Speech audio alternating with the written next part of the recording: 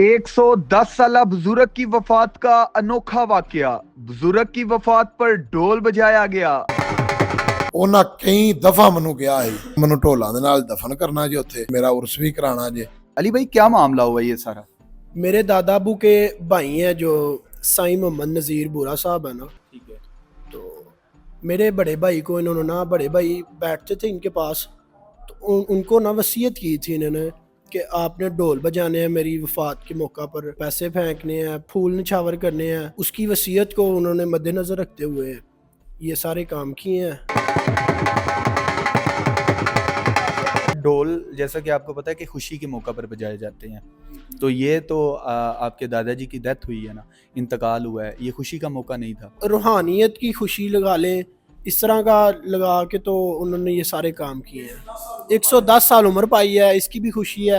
इतनी लंबी उम्र कोई भी नहीं पाक जाता है। ये बुजुर्गों की बड़ी लंबी उम्र थी 110 साल, जिसकी वजह से उन्होंने खुशी की है। अच्छा, ये जो जनाजा जब लेके गुजर रहे हैं, वो जनाजे के आगे आगे ढोल बजाए जा रहे थे? नहीं, आगे आगे नहीं बजाए गए, जब तदफीन के बाद बजाए गए हैं ढोल। अच्छा, जनाजा वैसे ही लेके गए हैं, जब तदफीन हो गई है तब ढोल बजाए गए हैं? जी बिल्कुल, जब तदफीन हो गई है उसके बाद ढोल बजाए गए हैं। पैसे भी निछावर उसी टाइम किए गए हैं उसके बाद। आपने नहीं वो मतलब किया जो कुछ भी है?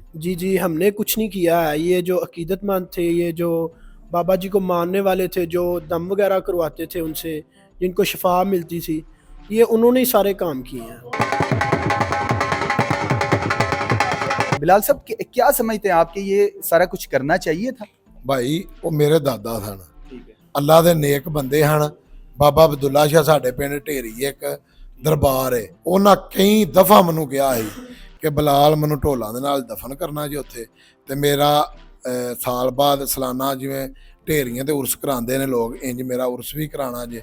ਤੇ ਸਾਨੂੰ ਵੇਖੋ ਇਹ ਪਤਾ ਕਿ ਸਾਡੇ ਦਾਦੇ ਦੇ ਕੋਲ ਭੀਲੋਮਾਰ ਤੋਂ ਮਾਸਟਰ ਆਰਫ ਮਾਰ ਸਾਹਿਬ ਨੇ ਉਹਨਾਂ PhD ਕੀਤੀ ਹੈ, ਉਹ ਵੀ ਦਮ ਕਰਾਉਂਦੇ ਹਨ। ਉਹਨਾਂ ਦੇ ਅੱਗੋਂ ਰਿਸ਼ਤੇਦਾਰ ਵੀ ਬੜੇ ਜਿਉਂਦੇ, ਉਹ ਵੀ ਸਰ ਜੀ ਵੀ ਇੱਥੇ ਰਹੇ ਨੇ।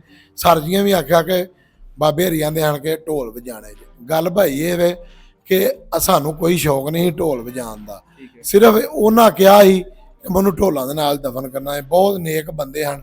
ਅੱਜ ਤੋਂ 30 ਸਾਲ ਪਹਿਲਾਂ ਉਹਨਾਂ ਦੁਨੀਆਦਾਰੀ ਛੱਡ ਕੇ, ਜਿਹੜੀ ਦਾਦੇ ਦੇ ਨਾਂ ਜ਼ਮੀਨ ਸੀ, ਉਹਨੇ ਆਪਣੇ 2 ਬੇਟੇ ਨੇ, ਚਾਚੂ ਰਾਸ਼ਦ ਤੇ ਚਾਚੂ ਜੁਮਾ, ਉਹਨਾਂ ਨੂੰ ਦੇ ਦਿੱਤੀ ਸੀ। ਕੋਈ ਉਹ ਦੁਨੀਆ ਦਾ ਲੈਣ ਦੇਣ ਛੱਡ ਦਿੱਤਾ ਹੈ। ਬਸ ਡੇਰੇ ਤੇ ਡੇਰੇ ਤੋਂ ਘਰ ਤੇ ਅੱਲਾ ਅੱਲਾ ਕਰਦੇ ਰਹਿੰਦੇ ਹਨ। ਬਸ ਇਹਨਾਂ ਦਾ ਉਰਸ ਹੋਏ ਕਰੇਗਾ, ਵਸੀਅਤ 'ਚ ਇਹ ਵੀ ਲਿਖਿਆ? ਹਾਂਜੀ, ਇਹਨਾਂ ਦਾ ਉਰਸ ਹੋਏ ਕਰੇਦਾ 12ਵੇਂ ਮਹੀਨੇ ਦੀ 16 ਤਰੀਕ ਨੂੰ ਇਹਨਾਂ ਦਾ ਉਰਸ ਹੋਏ ਕਰੇਦਾ। ਕਿਉਂ 30 ਸਾਲ ਹੋਏ ਨੇ ਉਹਨਾਂ ਦੁਨੀਆਦਾਰੀ ਬਿਲਕੁਲ ਛੱਡ ਦਿੱਤੀ। ਐਸਾ ਮੌਕਾ ਹੈ ਕਿ ਜਦੋਂ ਵਫਾਤ ਹੁੰਦੀ ਹੈ ਤੇ ਗਮ ਹੁੰਦਾ ਕਿ ਸਾਡੇ ਆਪਣੇ ਸਾਡੇ ਨਾਲੋਂ ਵਿਛੜ ਗਏ ਨੇ। ਇਸ ਮੌਕੇ ਦੇ ਉੱਤੇ ਵਸੀਅਤ ਨੂੰ ਵੀ ਮੱਦੇਨਜ਼ਰ ਰੱਖਦੇ ਹੋਇਆ ਕਿਆ ਤੁਹਾਨੂੰ ਇਸ ਚੀਜ਼ ਦਾ ਗਮ ਹੈ ਸੀ? ਨਹੀਂ, ਗਮ ਤੇ ਹੈ। ਵੇਖੋ ਵਡੇਰਾ ਬੰਦਾ ਸੀ, ਰੌਣਕ ਸੀ ਡੇਰੇ ਤੇ। ਦਾਦੇ ਹਰੀ ਜਿੱਥੇ ਵੀ ਹਾਂ ਜਾਣਾ ਜੀ, ਮਗਰੋਂ ਦਾਦੇ ਹਰੀ ਆਏ ਨੇ, ਬੰਦੇ ਰੱਖੇ ਨੇ ਹਾਂ ਪੱਠੇ ਪਾਉਣ ਲਈ। ਵੇਖੋ ਜੀ, ਘਰ ਦੇ ਵਿੱਚ ਵਡੇਰਾ ਜੀ ਹੋਏ, ਉਹਦਾ ਬੜਾ ਇੱਕ ਹੁੰਦਾ ਹੈ, ਸਹਾਰਾ ਹੁੰਦਾ ਹੈ। ਘਰ ਦੇ ਵਿੱਚ ਪਰਵਾਹ ਨਹੀਂ ਸਾਨੂੰ, ਦੁੱਖ ਵੀ ਹੈ ਤੇ ਭਾਈ ਖੁਸ਼ੀ ਵੀ ਹੈ। ਵੇਖੋ 110 ਸਾਲ ਜਾਣਾ ਤੇ ਦੁਨੀਆ ਛੱਡ ਕੇ ਆਈ ਇੱਕ ਦਿਨ, ਇੱਕ ਨਾ ਇੱਕ ਦਿਨ ਤੇ ਦੁਨੀਆ ਛੱਡਣੀ ਹੈ। ਇੱਥੇ ਕਿਸੇ ਬਹਿ ਤੇ ਨਹੀਂ ਰਹਿਣਾ। ਅਸਾਂ ਤੁਸਾਂ ਇੱਥੋਂ ਜਾਣਾ ਹੀ, ਇਹ ਤਾਂ ਦੁਨੀਆ ਤੋਂ ਤੇ ਭਾਈ ਜਾਣਾ ਹੀ।